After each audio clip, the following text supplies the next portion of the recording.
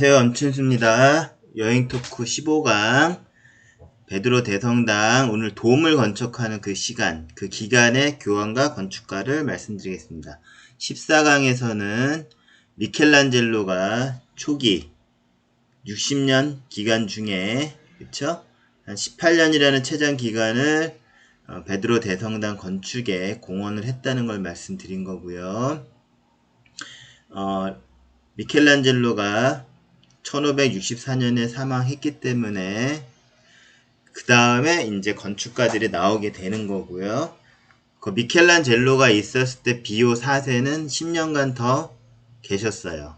자, 그러면 비오 4세는 미켈란젤로가 만든 설계나 지금까지 뭐 건축해놓은 그 과정에 있었던 건 하나도 변경하지 말라고 하는 것이죠. 자, 이제는 미켈란젤로 이후에는 돔을 완성하는 단계로 가는데 이 당시 교황은 비오 5세입니다. 자, 비오 4세 다음에 비오 5세고요. 뭐 비오 4세는 그 트리엔트 공의회랑 연결되어 있다 그랬죠. 바오르 3세는 트리엔트 공의회를 시작한 분. 그 다음에 1517년에 마르틴 루터의 종교개혁도 있었고, 그 다음에 비오 4세는 트리엔트 공의회를 마무리하신 분. 자, 그 다음에 비오 5세가 곧바로 오신 거거든요. 10년 후에. 자, 보겠습니다. 파파 비오 5세. 이분은 그 교황들이랑 그 건축가를 매칭하기 위해서는 선출된 연도를 했지만 이분은 이제 생물 연도로 하겠습니다. 어머니가 한번 생년연도 보시고요. 자, 비오 5세는 결론적으로 성인이에요. 로마 카톨릭에. 왜냐? 그 금욕주의자이며 개혁자라는 것이죠. 그 대신 또 이단자들을 가차없이 처단했으며 트리엔트 공의회의 법령을 따라 이탈리아에서 프로테스탄트 사상을 뽑는 데 성공했다. 자, 좀 이단을 가차없이 처단했다라는 것은 좀 무시무시하지만, 그쵸? 근데 금욕주의자고 굉장히 뭐 학구적인 뭐 그런 분, 그쵸? 그런 개혁자, 그런 의미로 성인이 된 거예요. 그 다음에 이분은 또 1570년에 뭐 그 당시에 비오 5세가 아마 엘리자베스 1세를 파문했다. 뭐 라는 거를 보면 그때 뭐 비오 5세가 등장할 거예요. 그때 기억하셔도 좋을 거고요. 1570년 엘리자베스 1세를 파문했으며 또 1571년에는 신성 동맹을 결성하여 레판토 해전에서 오스만 제국 함대. 자, 레판토 해전 하면은 오스만 제국의 함대를 물리친 거. 그러니까 오스만 제국이랑 굉장히 오스만 제국 팽창하던 시기. 그쵸? 그 다음에 동로마가 멸망했던 그런 시기도 1453년. 그쵸? 1453년에 그 오스만 제국이 그 지금의 그 콘스탄티노플, 그 당시 콘스탄티노플 함락을 했는데 그 이후로도 한 100여 년간 계속 그 세력을 확장한 거예요. 근데 어이했던 1571년 비오 5세 때 레판토 해전이라는 워딩이 나오면 교황 비오 5세를 생각하시면 됩니다. 또 뭐 로마 카톨릭에서 성인이니까 중요한 인물로 뭐 생각하셔도 될 것 같아요. 교황 비오 5세. 자, 그럼 교황 비오 5세는 미켈란젤로 사후에 어떤 일을 하신 것이냐 한번 보겠습니다. 클리어하고 좀 내려볼게요. 자, 교황 비오 5세는 1573년 그쵸? 자코모 델라 포르타를 건축 책임자로 임명했으며 자코모 델라 포르타라는 분을 건축 책임자로 임명했어요. 그 다음에 도메니코 폰타나와 돔 완성에 기여했습니다. 저 중요한 건 도메니코 폰타나인데, 자, 교황 비오 5세는, 그쵸? 자코모 델라 포르타를 건축 책임자로 임명했고요. 그 다음에 도메니코 폰타나가 뭐 조수? 그 밑에 급으로 같이 참여한 건데, 이분이 도메니코 폰타나는 교황 식스테 5세랑 연결이 된다는 것이죠. 자, 그래서 빨간색, 교황 비오 5세는 자코모 델라 포르타하면 문이죠. 문에서 태어나신 분 같아요. 그래서 뭐 자코모 델라 포르타 문으로 한번 기억하시고요. 그 다음에 세월이 흘러서 교황 식스토 5세 때는 도메니코 폰타나와 많은 일을 하신 거예요. 자, 파파 식스투스 5세. 이분을 한번 기억해 본다면 1585년에 선출이 됐고요.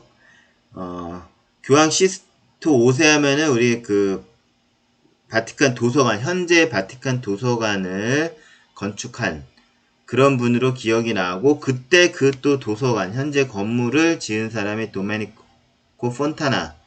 그래서 도메니코 폰타나는 교황 식스토스에 많이 연결되어 있는 것입니다. 자, 바티칸 도서관 하면은 도메니코 폰타나, 식스투스 5세. 그때 건축가는 도메니코 폰타나. 그렇게 해서 머릿속에 암기하실 수가 있어요. 바티칸 도서관은 13강에서 했으니까 바로 전전 강의에서 말씀드린 거죠. 이렇게 식스트 5세를 생각하시고요. 근데 교황 비오 5세는 성인이니까 또 나름대로 암기하셔도 좋고요. 자, 이분은 도움을 완공했기 때문에 뭐 장원미사 불꽃놀이를 했다고 그런 기록이 남아 있는 분이에요. 자, 그러면 교황 식스투스 5세는 바티칸 도서관 완공, 도메니코 폰타나, 그 다음에 도물 완공해서 장원미사를 했다. 1590년에. 자, 그렇게 연결해서 암기하실 수도 있고요. 그 다음에 뭐 추가해서 저희가 그 베드로 광장, 베드로 대성당의 광장에 가면 큰 오벨리스크가 있잖아요. 자, 그거는 왜 카톨릭인데 오벨리스크가 있느냐? 이건 칼리쿨라 황제가 기원은 37년인데 네로 경기장에서는 오벨리스크 높이 25.5m고 무게 300톤이에요. 를 1586년 베드로 광장에 이동하여 파손되지 않고 들어 올렸다. 그것도 식스트 5세. 자, 우리가 광장에 가서 저 오벨리스크를 봤을 때는, 그쵸? 근데 이 오벨리스크는 이집트에 있어야 되는데 로마가, 그쵸? 뭐 시저나 옥타비아누스, 뭐, 그쵸? 다 그 이집트를 많이 원정을 했잖아요. 그때 진짜 싣고 온 거예요. 제가 뭐 25.5m 목에 300톤짜리 돌을 어떻게 싣고 왔냐는 여기서 설명드리지 않겠지만, 그때 들어왔던 그런 오벨리스크들이 있었는데, 자, 여기 네로 경기장이 또 있잖아요. 네로는 굉장히 폭군으로 기억이 나고요. 그쵸? 자, 바티칸이라는 거는 지금의 로마 시티랑은 테베레 강을 통해서 건너야 되는 위치고 좀 언덕이잖아요. 그래서 여기 네로 경기장이 있었대요.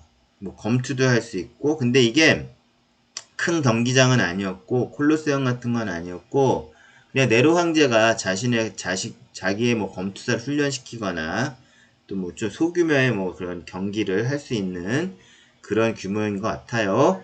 아무튼 그래서 왜 베드로 대성당은 이런 그 경기장, 또 오락을 위한 그런 경기장 주변에 있냐? 여기서 베드로가 다 순교한 것이죠. 네로 황제 때. 그쵸? 자, 이렇게 정리하고요. 그래서 지금 앞에서는 오늘 강의 첫 페이지에서는 이렇게 교황 두 분을 설명드렸어요. 자, 그래서 중요한 분은 도메니코 폰타나하고 교황 식스토 5세를 외우시면 되겠습니다. 자, next. 자, 그런데 자, 우리가 이제 제목이 베드로 대성당의 돔이잖아요. 근데 돔의 구조에 대해서 먼저 한번 설명을 드릴게요.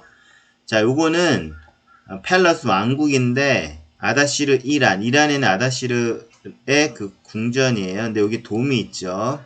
그쵸? 자, 이런 돔이 있는데 이런 돔은 고대 시대에도 페르시아에서 온 거예요. 그 당시에 페르시아는 꼭 이슬람 종교는 아니겠죠. 그쵸? 그래서 건축학적으로 뭐 이란 쪽에 있었던 그런 건축 양식이고요. 그 다음에 그때 이렇게 돔을 만들 때 어떻게 했냐면 여기 스킨치라고 여기가 이제 사각형에다가 그러니까 반원 정도에 되는 돔을 이렇게 반구죠, 반구. 그죠? 이렇게 좀 지금 기억하시면 베드로 대성당 같이 약간 좀 계란 모양으로 올라간 돔이 아니라 반구에 돔을 올리는 것인데, 그럴 때 이 밑에도 원통형이 아니라, 그쵸? 사각 지붕. 그러니까 기둥이 4개 있는 데다가 이렇게 반구에 돔을 올리는 그런 식이거든요. 자, 그러면 이 사각형 이렇게 여기 한 2각만 보여드릴게요. 이제 사각형에다가 둥그런 돔을 올리려면 이제 뭔가 라운드 처리가 돼야 되잖아요. 라운드 처리. 그럴 때 이 네 구퉁이를 그러니까 아치를 만드는 식으로 이렇게 올린 거를 스킨치라고 합니다. 다시 보면 이렇게 푹 들어갔고요. 그 다음에 모양은 아치식으로 이렇게 해가지고 이 라운드 처리를 하는데 맞물리게 한 거예요. 그쵸? 그래서 돔을 스킨치에 올리는 거를 돔 온 스킨치스. 스킨치가 4개니까 여기죠. 스킨치스라고 할게요. 이렇게 4개가 있겠죠. 이쪽에. 자, 이거는 지우겠습니다. 자, 됐죠? 자, 이렇게 네 개의 짝과 스킨치라는 약간 아치 같은 모양 그런 데다가 올린 거를 돔은 스킨치라고 하고요. 자, 이란이나 동방에서 있었던 그 유럽의 동쪽이죠. 그쪽에 있었던 그 돔은 비잔티움, 동로마, 비잔티움 시대에도 많이 쓰였는데 이게 뭐 하기야 소피아 성당이죠. 요즘엔 뭐 아야 소피아라고 하는데 원래는 비잔티움에서 지었기 때문에 성당이에요. 근데 지금은 뮤지엄으로 있다가 제 에르도안 대통령이 약간 좀 독재자의 풍모를 풍기죠. 터키도 튀르키예라는 이름 국명도 바꾸고 자기네 발음으로 튀르키예로 불러달라고 하고 이 아야소피아도 모스크로 하기로 했어요. 뮤지엄을 안 쓰고 뭐 그거는 나중에 제가 만약 아야소피아를 다룬다면 설명을 드리겠고 그 튀르키예가 왜 그 튀르키예로 불려달라고 하는 거냐면은 이것도 뭐 인문 토크에서 얘기할 수도 있는데 터키라는 게 지금 영어식 그냥 터키도 영어로 쓰는 거고 국가 이름을 또 칠면조 터키도 TURK 터키로 쓰잖아요. 그게 좀 튀르키예를 좀 비하하는 그런 느낌이다. 그래서 바꾸는 거고요. 그럼 터키는 왜 그 터키는 칠면조가 맞아요. 그럼 터키가 진짜 튀르키예에서 왔냐? 그걸 따져보면은 실제로 뭐 유럽 프랑스나 그쪽에 터키 칠면조는 튀르키예에서 온 게 맞고요. 또 튀르키예에서 가면 이 터키라는 칠면조 뭐냐? 그럼 또 인도에서 왔다 그러고 그게 다 어원이 달라요. 유래가. 뭐 어휘했던 지금 기준으로 보면은 칠면조 터키나 튀르키예 터키나 영어가 같기 때문에 국명을 바꿔달라고 하는 것이죠. 자, 어휘했던 아야소피아 성당을 보면 여기도 4기둥이 있는데 4기둥 쪽에 이쪽이 이제 4개가 되겠죠. 그 위에 돔을 올린 건 맞아요. 라운드. 근데 이 조감도를 다시 보면은 이걸 펜던티브라고 해요. 약간 삼각형 모양이 나는 이렇게 기둥을 쓰는데 여기가 삼각형 부분이잖아요. 이건 스킨치가 아니라 펜던티브라고 합니다. 그래서 도몬 펜던티브. 이거는 비잔티움에서 많이 했던 거예요. 그쵸? 이렇게 4다리를 세우는데 요 부분, 요 삼각형으로 보이는 요쪽을 펜던티브라고 합니다. 이거는 기둥이 쭉 연결돼서 어떤 돔에 그 내리는 그런 하중이라고 할까요? 네, 내리는 심 이렇게 분산하는 거죠. 4개로. 자, 이란 쪽에서는 스킨치로 했었고 훨씬 고대가 되겠죠. 비잔티움 중세에는 이렇게 펜던티브 방식으로 했다. 이게 돔의 구성입니다. 그런데 여기서 요쪽에서 제가 이제 브루넬레스키를 설명드리는데 뒤쪽을 보시면 이게 여러분 어머니들이 아시는 피렌체 가면 피렌체 두오모가 있죠. 그쵸? 거기에 보면 이 돔이 굉장히 거대한 돔인데 둥근 반구가 아니라 이렇게 갈비뼈 리브를 세워가지고 그쵸? 이렇게 좀 계란형으로 돼 있고 좀 더 미리 보시면 베드로 대성당은 좀 더 높고 더 뾰족한 느낌의 좀 더 계란식으로 더 올라가 있어요. 완전히 반구는 아니라는 거. 자, 이렇게 계란 형식의 돔이 만들어진 건 언제였느냐? 그걸 설명하기 위해서 브루넬레스키를 말씀드리겠습니다. 자, 피렌체 두오모는 바실리카가 아니라고 설명드렸죠. 그냥 대주교 성당이기 때문에 대주교자가 있는 카테드랄입니다. 카테드랄레 디 산타 마리아 델 피오레. 그러니까 산타 마리아인데 성모 마리아인데 꽃과 같은 그쵸? 꽃과 같은 산타 마리아의 카테드랄 대주교 성당입니다. 자, 피렌체 두오모는 1296년 우리가 지금 기억하시겠지만 10전 강의에서 교황 율리오 2세가 1506년 그쵸? 1500년대에 베드로 성당을 짓겠다고 그 공사를 시작한 것인데 피렌체 도움은 훨씬 더 빨라요. 1200. 13세기고 여기 16세기. 그쵸? 어해했던 1296년부터 공사를 시작해서 1418년에는 도움이 없는 상태로 공사가 끝났고 어서 미사를 드렸어요. 그래서 피렌체 그 시민들은 돔을 얹히는 게 그쵸? 1418년에 성당이 완성된다고 했는데 뭐 비가 오면 비가 쭉쭉 내려가겠죠. 그쵸? 돔이 없으니까 좀 이상하겠죠.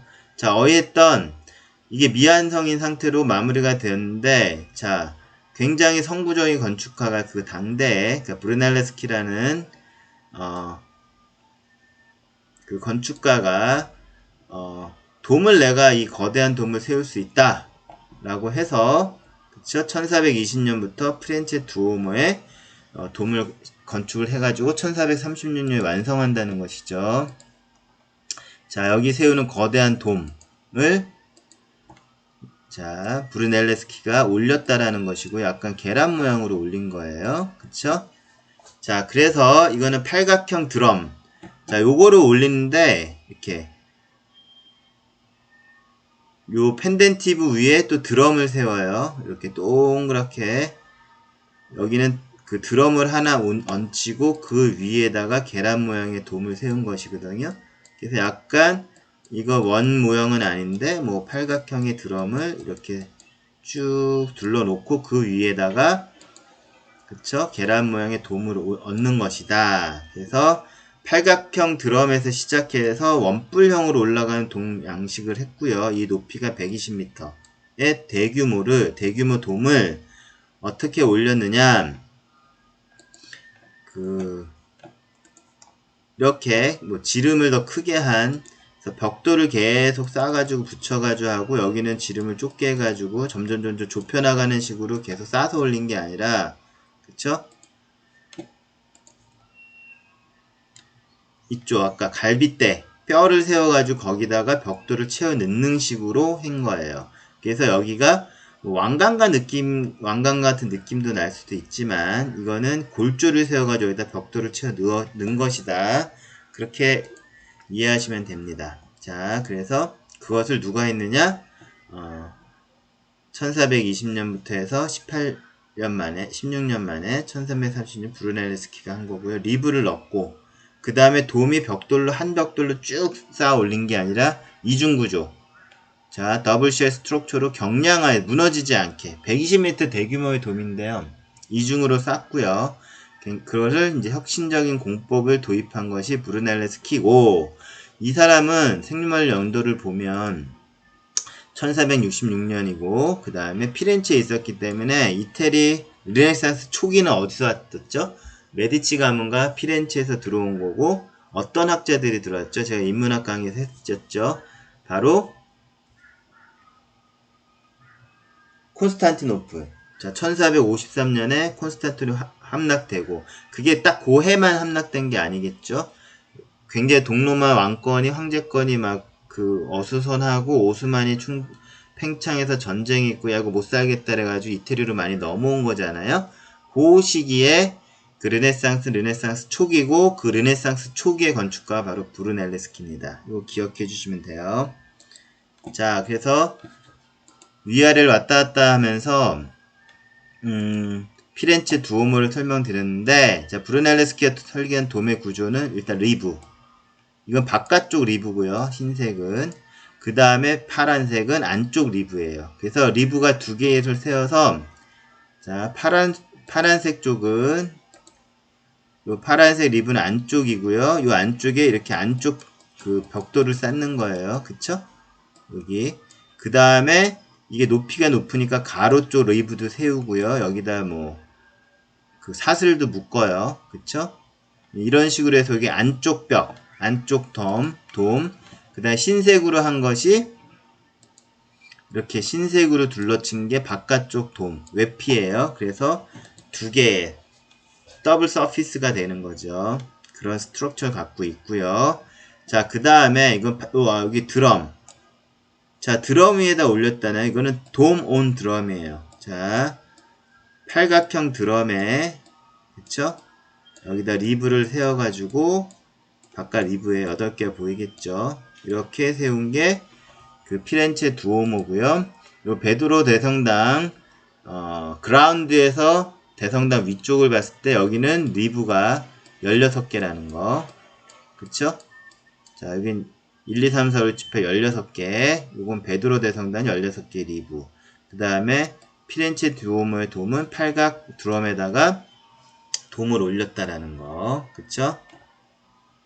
자, 그래서 미켈란젤로가 설계한 돔, 110여 년 전 완성된 피렌체 두오모. 그러니까 미켈란젤로가 돔을 짓겠다라고 한 거에서 110년 전으로 보시면 돼요. 그쵸? 그렇게 또 보시면 되고. 자, 이제는 돔의 구조 3가지. 스킨치에다 올리느냐, 그 다음에 펜덴티브 방식이냐, 드럼 위에다 올리느냐. 자, 대충의 설명을 다 드렸고요. 그러면 이제 본격적으로 베드로 대성당의 돔 투어를 하겠습니다. 자, 베드로 대성당에 여기 돔을 올라가는데 엘리베이터를 타고 올라갈 수 있어요. 그러니까 돔 바로 밑에서 엘리베이터를 타고 이렇게 올라가는 게 아니라 건물 외부에서 엘리베이터 타는 데가 있어요. 뭐 이거 이태리 말이겠죠. 뭐 잉그레소 쿠폴라인데 그러니까 우리가 돔이라고 하는 거는 범위가 더 큰 거예요. 이렇게 반구로 된 동그란 돔이 있는 것도 있지만 요 계란형으로 된 거는 큐폴라라고 해요. 좀 더 길어지죠. 이런 컵 모양. 근데 이 컵을 거꾸로 이렇게 돌리면은 용광로 구조도 뭐 소형이든 대형이든 이렇게 컵 모양으로 되어 있거든요. 이것도 쿠폴라라고 하고요. 이렇게 베드로 대성당이나 그 다음에 피렌체 두오모 같은 이 컵을 거꾸로 세운 것도 쿠폴라가 되는 것입니다. 어이했던 이태리에서는 잉그레스 쿠폴라라고 하고요. 영어로 entrance to the dome. 그쵸? 돔이나 쿠폴라나 다 라틴어에서 온 것인데, 그쵸? 이태리에서는 잉그레소 쿠폴라라고 하고 영어로는 돔이라고 합니다. 어이했던 자, 가는데 2가지 방법이 있어요. 어센소는 뭐 어센딩 그런 식의 느낌이 들지. 올라간다. 엘리베이터를 이용할 수 있고요. 센자 걸어서 계단을 이용해서 올라갈 수 있다. 계단이냐 엘리베이터 계단이냐 이런 조합이 있는데요. 어쨌든 자, 여기는 주로 231 계단을 올라가야 되는데요. 일단 엘리베이터도 타고 많이 가십니다. 한 2유로 정도 차이뿐이 안 나요. 만약에 엘리베이터 10유로면 걸어서는 8유로. 그러니까 2유로 차이니까 엘리베이터를 많이 타시죠. 초반기에는. 자, 그러면 엘리베이터를 타고 231계단에 해당하는 엘리베이터를 타고 성당 돔에 도착하는 게 아니라 이 옥상을 도착하는 거예요. 이 옥상에서 돔을 올라가는 그 입구를 찾아야 된다는 것이죠. 자, next. 자, 이렇게 옥상에 올라가면 옥상에서도 물론 아까같이 이렇게 철조망이 있어서 넘어가지 말아야 되는 자리가 있지만 나름대로 광장도 보고 다 구경하실 수 있는 거예요. 위에서 내려다 보는 것이죠. 그 다음에 뭐를 찾아야 되냐면은 돔을 올라가기 위한 요 입구를 찾아야 되는데 여기서도 이렇게 이게 드럼이에요. 그쵸? 요 드럼에 또 기둥을 세워서 여기는 창문을 높이 만들었고요. 그 다음에 또 돔을 거기다 세운 거예요. 이게 다 드럼이라고 할 수 있죠. 근데 여기서부터 아마 그 드럼이 되는 그 기초공사가 된 부분이 이렇게 되어 있고요. 자, 옥상에서 보면 이렇게 간단한 이렇게 난간이 있는 철제로 된 이렇게 뭐 이쪽으로 올라가고 이쪽으로 올라갈 수가 있는 걸 찾으면 돼요. 그래서 여기 입구가 있는데 이 입구를 들어가면은 내부 계단을 조금 요만큼 올라가시면 돼요. 그리고 우리가 여기 도착해서 이 햇볕이 들어오는 창가 쪽을 볼 수 있는데 그것이 바로 이렇게 조금 올라가서 이 문은 아니에요. 이거 나중에 이렇게 올라가는 문이고요. 문으로 나오면 이런 데크가 있어요. 이걸 이제 뷰잉 데크라고 하는데 이쪽 부분이 되겠죠. 창문 미치고 여기 드럼을 만들고 여기 띠를 두른 거. 그쵸? 뷰잉 데크가 있는 자, 요 입구로 들어가서 약간의 계단 이게 드럼이 될 것이고 여기가 뷰잉 데크가 있고 창문이 있다. 여기서 보면 딱 명확히 보이시죠? 여기를 타고 조금 계단을 올라가면 여기 뷰잉 데크 이 원형이 나오고 여기다 드럼 쪽이에요. 그 다음 위에 창문이 있다. 큰 창문이 있죠. 외부 내부가 명확히 일치된 설명을 드렸고요. 자, 이렇게 돼서 딱 들어가면은 이제 계단을 조금 올라가면 이제 나올 수가 있겠죠. 딱 나와서 바라보면은 이쪽이 보여요. 자, 티비다보 클라비스가 보이는 쪽으로 나오는 거예요. 근데 이거는 실제 이게 그때 라틴 십자가, 이건 다음번 강의에서 내부로 들어가서, 그러니까 여기 성당 입구부터 이렇게 그라운드로 가면서 투어하는 거를 설명드릴 건데, 간단히 말씀드리면 성 베드로 대성당은 라틴 십자에서 좀 길어요. 그래서 이쪽이 ing랑이라 해서 날개 부분이 있는데요. 그러니까 만약 우측에서 나왔다. 자, 아까 요 입구로 들어가면 이렇게 우측으로 나와서 이쪽에서 나와서 바라보는 쪽이 그 뷰잉 데크를 보면 티비다보 클라비스라고 보이는 쪽으로 나오는 거예요. 그래 우리가 이렇게 조금 이렇게 왔다 갔다 구경을 하죠. 삥 돌아서 구경을 할 수도 있고요. 자, 삥 돌아서 구경할 수도 있는데 요 나온 쪽에서, 그쵸? 나온 쪽에서 이제 다시 동을 올라가기 위해서 이제 보는데, 일단 여기서 보면 나오자마자 티비다보 클라비스라는 게 보이고요. 그 다음에 여기 에클레시아 아시죠? 이렇게 보는 쪽이 그라운드로 보면 완전히 성당 입구입니다. 그래서 우리는 아까 드럼에서 들어가면은 우측으로 나와서 왼쪽 티비다보 클라비스라는 걸 보고, 그 다음에 이쪽 베드로 의자가 있는 쪽을 한번 이렇게 사진을 찍거나, 이쪽을 찍거나, 그 다음에 여기 성당 입구 에클레시암이라고 써있는 이쪽 성당 입구가 되겠죠. 이쪽을 보거나 여기 우측 ing랑에서 다 볼 수 있어요. 그래서 드럼을 삥 돌려서 보시고, 요쯤에서 실제로 이제 그 돔을 올라가는 거는 베드로의 의자가 보이는 쪽에 있는 그 입구로 올라가는 거거든요. 자, 다시 정리해서 말씀드리면 우리가 드럼을 통과해서 계단을 걸어서 나오면 입구는 오른쪽 ing랑이고, 그래서 삥 돌아가지고 베드로 대성당이 있는 문으로 올라가면 이제 우리는 돔으로 올라간다. 자, 이렇게 보시면 되고요. 자, 그래서 돔을 올라가서 엘리베이터를 타고 나면 이 데크에 도착하는데, 그쵸? 오른쪽 ing랑에서 나와서 왼쪽 ing랑이 보이는 거고요. 왼쪽 그 날개만 해도 이렇게 크고요. 그 다음에 입구 쪽을 바라보면 이렇게 돌아서 입구 쪽을 간다면은, 그쵸? 그 굉장히 큰 쪽, 이건 신랑이에요. 바디라고 해요. 몸신자. 자, 이렇게 나온다는 거 한번 설명드렸고요. 요 레벨에서. 자, 그 다음에 여기 티비다보 클라비스가 있어서 이거는 한번 제가 풀로 다 보이기 때문에 한번 라틴어를 해석해 봤는데요.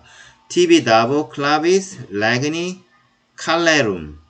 자, 보면 TV는 그대들이여 하는 역격이에요. 그대여, 다보, 뭐뭐 해주겠다. 클라비스는 키고요. 레그니는 킹덤. 리전 그런 거겠죠. 왕국. 그 다음 칼레룸은 하늘이에요. 하늘 왕국이니까 천국이 되겠죠. 우리나라 말로 번역하면 그대여, TV, 다보 해주겠다. 자, 그대들에게 천국 열쇠를 주겠다이며, 영어로는 I'll give you the key of the heaven, 킹덤이 되겠죠.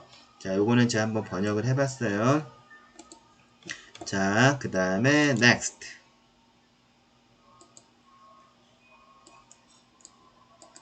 자, 그러면 이제 아까 얘기했듯이 베드로의 의자가 보이는 제대 위에 있는 문, 바로 거기도 열쇠가 있거든요. 그러니까 그라운드에는 베드로의 의자가 있고요. 제대도 있고요. 거기가 메인이 될 거예요.